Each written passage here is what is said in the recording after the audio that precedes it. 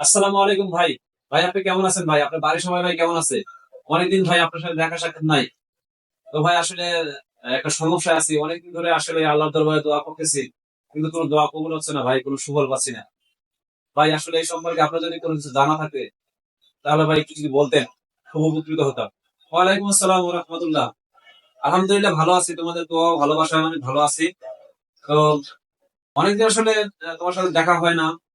অনেকদিন ধরেই দেখা হয় না তোমার সাথে।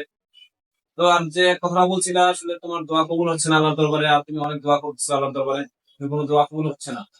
তো ভাই আসলে দোয়া কবুলের একটা শর্ত আছে আল্লাহর দরবারে।